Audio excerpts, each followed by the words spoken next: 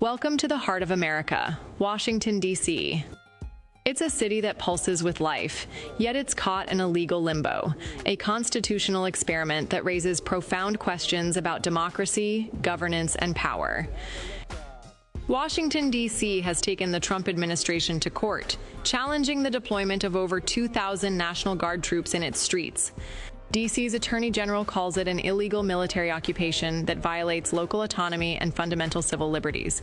We're diving into this pivotal lawsuit against the Trump administration, one that challenges the very fabric of how this city operates. To grasp its significance, we need to peel back the layers of three critical laws: the Home Rule Act, the Posse Comitatus Act, and the Insurrection Act. And let's start with the Home Rule Act of 1973. This was Congress's way of throwing D.C. a bone. For the first time, the city could elect its own mayor and council. It gave Washingtonians a taste of self-government, but Congress kept the ultimate power. Unlike every state in the country, D.C. doesn't control its own National Guard. The Guard reports to the president, not the mayor. What does that mean for Washingtonians?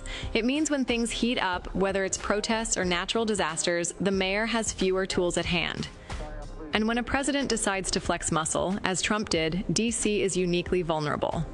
The lawsuit argues this undermines democracy for D.C. residents, who have no senators and limited congressional representation but live under federal decisions like this one.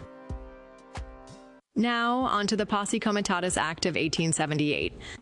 This law grew out of Reconstruction, when federal troops were stationed across the South.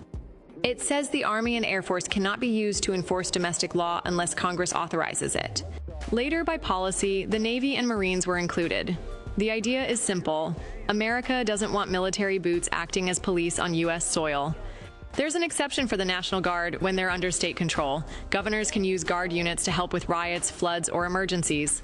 But when Guard troops are federalized, as they were in D.C., they become indistinguishable from the regular military. Isn't it unsettling to think that during protests, the Guard was treated like a domestic army? That makes their deployment into a civilian policing role look like a direct violation of Posse Comitatus. D.C. will hammer this point. Protests are not battlefields, and the Guard shouldn't have been treated like a domestic army. Finally, we arrive at the Insurrection Act, the president's legal trump card.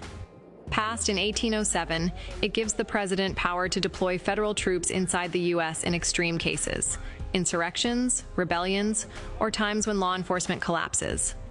Historically, presidents have used it sparingly. Eisenhower to enforce school desegregation in Little Rock, George H.W. Bush during the 1992 Los Angeles riots. The law requires a serious breakdown of public order. But in D.C.'s case, the unrest was limited to protests, some vandalism, and scuffles, not an insurrection. That's why critics say invoking this law, even implicitly, was a massive stretch. It sets a precedent where any president can call ordinary protests an emergency and flood the streets with troops. What does this mean for the future? If any president can label ordinary protests as emergencies, where does that leave us? Are we on a slippery slope towards militarized policing in our own neighborhoods? So how do these three laws intertwine in this case?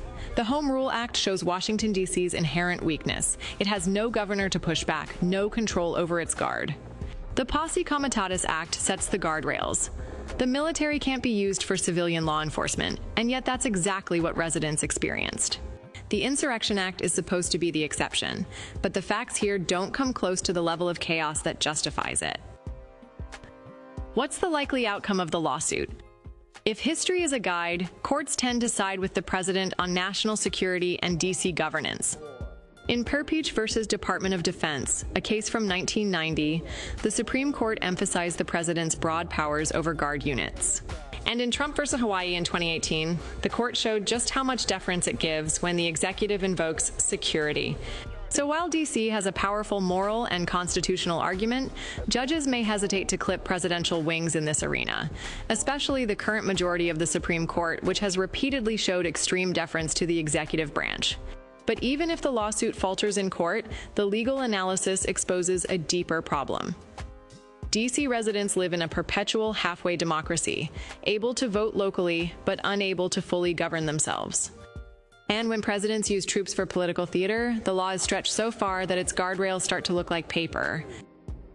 As we ponder this legal labyrinth, we must ask ourselves whether D.C. residents can ever truly call their city their own. So at its core, this isn't just about the legality of one military deployment by the Trump administration.